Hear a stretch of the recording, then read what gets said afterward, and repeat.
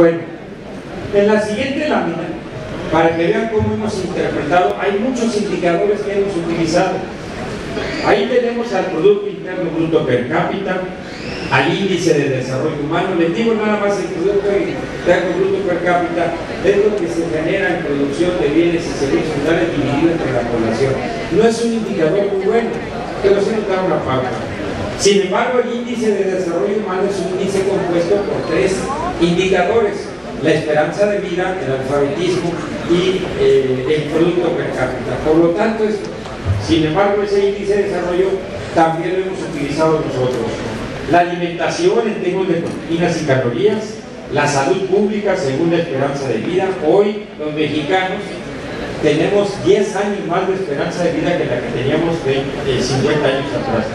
Vivienda, empleo, salarios, educación, transferencias, y todo con mayúsculas al final, capital humano. ¿Qué quiere decir? Que nosotros tenemos ya experiencia en la medición del bienestar. Y ese bienestar lo podemos nosotros identificar en 5 rubros. Un bienestar físico, las condiciones de salud. Un bienestar psicológico, la seguridad y las relaciones sociales. Un bienestar económico, el salario y las condiciones de vida.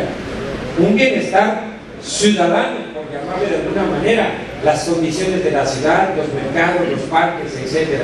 Y un bienestar cultural. Por lo tanto, una política de desarrollo social, política pública, que debe de establecer el consenso de muchos grupos, debe orientarse hacia esos 5 manifestaciones del bienestar: el físico, el ciudadano, el psicológico, el económico y el cultural. Eso es lo que dice la Constitución, y eso es lo que se dice en este país desde el siglo XIX, cuando se habla de una remuneración apropiada para garantizar la subsistencia, no solamente en términos económicos.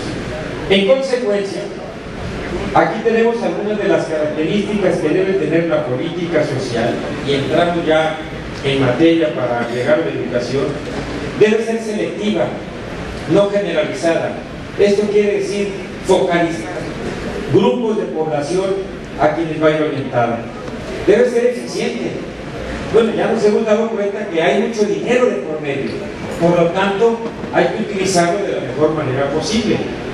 Debe ser colaboracionista. La palabra no es correcta, pero debe integrarse con el sector productivo. Yo platicaba con Héctor Merecio cuando veníamos acá, y le decía, la política ahora es algo que no se puede desligar de los negocios, porque los negocios son los que crean empleos, sean negocios públicos o negocios privados.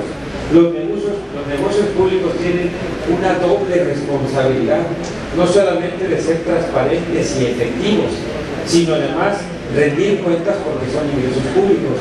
Los negocios privados tienen también una doble responsabilidad: ser eficientes para contratar más fuerza de trabajo y pagar o remunerar el trabajo de una manera mucho más justa. Si nosotros lográramos eso, no tendríamos los problemas que estamos enfrentando hoy en día. Pero la realidad es que ni el gobierno o el sector público es tan eficiente y tan transparente, pero tampoco el sector privado es tan eficiente y tan justo como nosotros podríamos demandar. Instrumental, porque se requiere de muchas cosas. Oportunidades es una posibilidad, créditos para la vivienda es otra, becas es otra.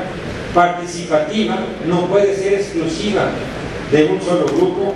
Reivindicativa de los grupos marginados. No se vale una política en las condiciones del país que distribuya los recursos de una manera homogénea. El Estado tiene una función redistributiva muy importante. Nosotros la hemos ido cancelando gradualmente y no hemos encontrado otros mecanismos. Antes nos quejábamos de un Estado obeso, gastador, etc. Y ahora estamos a buscar los instrumentos eficaces para que el Estado tenga programas como el de Nacional de Infraestructura, que se va a financiar con las AFORES, o que tenga un carácter redistributivo como son las becas en educación media superior y superior. Bien, aquí les va la primera gran preocupación. Y no se asusten, no lo estoy planteando, insisto, como una actitud pesimista. Voy a presentarles un cuadro que apenas se acaba de dar a conocer. En la revista Este País de este mes pueden ver la metodología